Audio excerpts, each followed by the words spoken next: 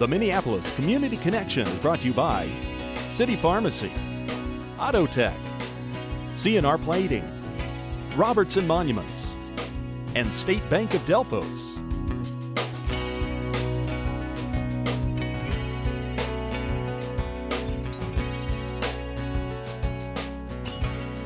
Hi, I'm Hope Spano with the Minneapolis Area Chamber of Commerce, and today I have with me Caron Kipp, who is the Community Outreach Director from Accessible Home Health. So thank you, Caron, for being with us today. You're welcome, thank you.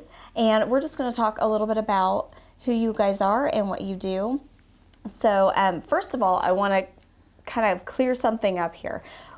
I know that you guys have two different titles, so I would like you to tell me the two titles of the company and why there is that separation between the two. Okay, we have Accessible Home Care, which is our Medicare licensed agency, and then the state requires us to have different licenses, and of course we have a Medicaid license also, so we have Accessible Home Health.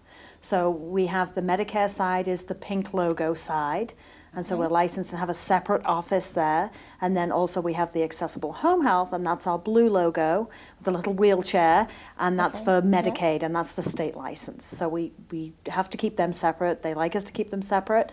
We have separate offices, separate license, separate billing, separate everything. Okay, so nobody's going to get in trouble if they say one or the other. Exactly. Okay. No, you're okay. It's all good. Okay, good. And you mentioned to me earlier that you guys also do some work with pediatric care. We cover the whole genre. We do from newborn all the way up through geriatric.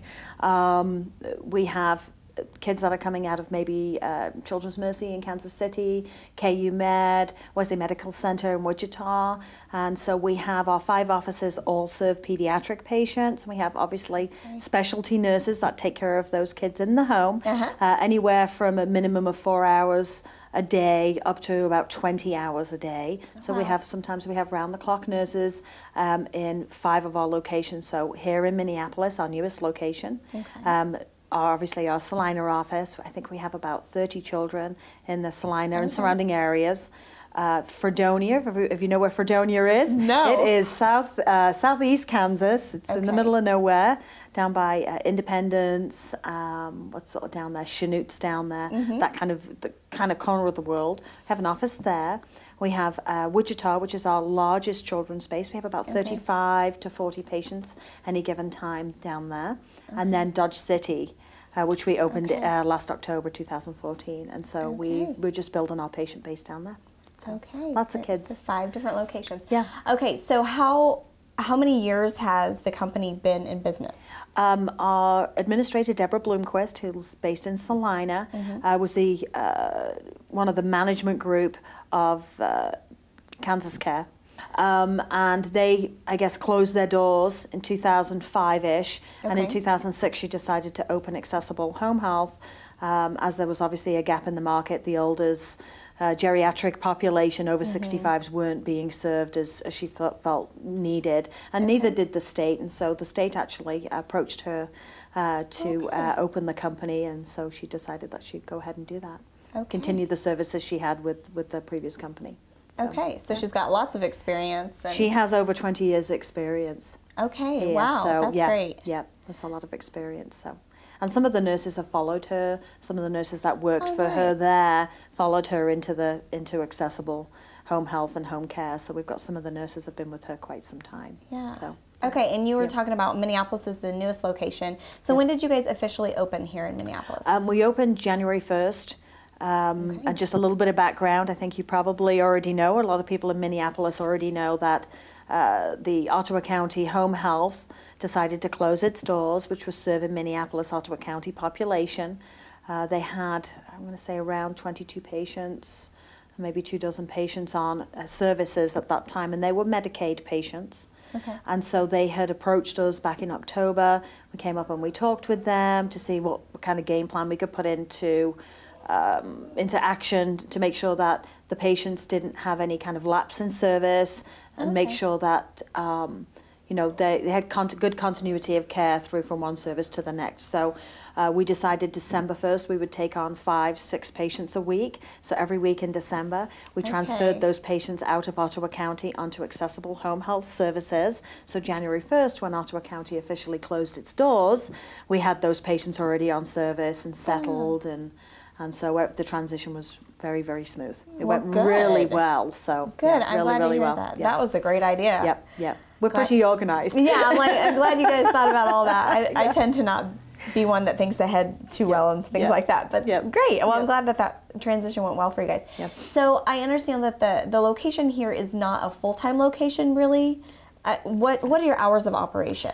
Open 8 till 11 right now. Okay. We're hoping that's temporary. Our patient base is building quite fast. Oh, you know, good. it's the middle of March, and I think we're almost up to 30 patients. Oh, nice. Here and growing. So at some point, when it hits 40, 50 patients, we'll hopefully be able to open the office full time.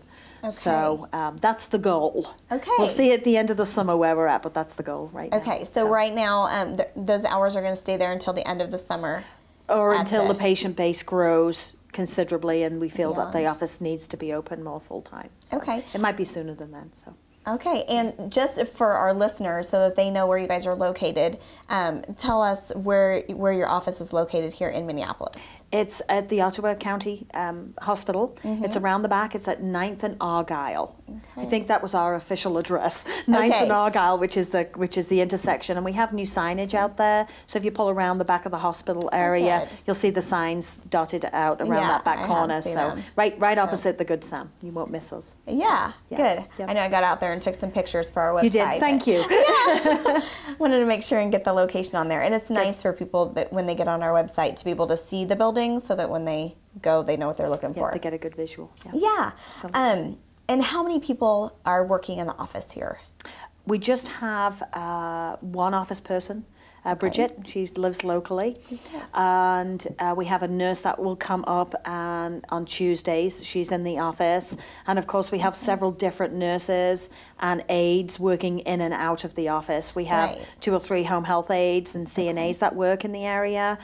We have one nurse that's based out of Minneapolis, and we just actually hired new staff because we are growing in Ottawa County, which is good. And we just hired a PTA, which is a physical therapy assistant, and also an OTA, an occupational therapy assistant. So we are looking for more. If your listeners have got their ears open and they know of, I think, an occupational therapist assistant, we are looking for another one. So, and a speech therapist also. My mom is an occupational therapy assistant. Oh, there you go. Okay. She lives in Downs. I don't know where else she wants to travel, but and we're looking for a speech therapist also. So. Okay. Very cool. We'll have to talk a little bit more about that after our interview, because I'd like to, be able to help promote that for you guys. That would be lovely. Yeah. Okay. So, tell me a little bit about your services, your specialty. I mean, this is really a specialty, so it would be nice to learn a little bit more about what you guys do. On the Medicare side, which is the home care side, we normally take patients when they're maybe coming out of a rehab unit or they've had some kind of illness, sickness. Obviously, most of the Medicare patients are over 65. We do have some that are under, but mostly over 65 years of age. And so we'll do hospital to home services for them. So if they've got a wound that needs to be taken care of, we're the only level 2 wound care service in central Kansas. We're the only certified level 2 currently anyway. And so we're hopefully working towards our level 3. That would be wonderful. But we're able to take people, get them home, get them settled, send out a bath aid at least twice a week. Medicare will pay for a bath aid if they want to have a bath or need those services, dressing, undressing, 2 to 3 times a week, depending on what the doctor's order says. And so we'll go out and we'll bathe and we'll take care of that wound. Maybe they need some kind of medication management. They've got, 20 different kind of medications and not quite sure where to start. Some of them are new, and so we'll get them arranged and maybe get their pill tray set up for them, do all different kinds of vital signs, and just really check on the patient until they're well enough to come off services. And the Medicare is actually built for very short term. So we really want them on 2, 3, 4 weeks, Sometimes they're on a couple of months if they do have a wound or they've fallen and they need extra therapy. They might need extra physical therapy, occupational therapy. Sometimes it's a little longer, but it's very, very rare that we have patients on more than, I would say, 30, 45 days is a good stretch. So, okay. On the Medicaid side, on the home health side, on the home health side, it's a little different. We work, obviously, it's state-based, so we work with their state programs. So the Senior Care Act, which is a state program, Senior Care Act, we've got Older Americans Act, that's a federal program, these are grant programs. And so the older population, 60 and over in the community, can go to maybe a senior center, if you have a senior center, or a local area on aging, and they can find out about the programs and see what they're eligible for. They might be able for just sitter services, or somebody to go and cook, or somebody to go help them bathe, or be with them overnight if they've got some kind of medical problem and they need to have somebody with them, companion kind of services. So we offer all of those different kinds of things too.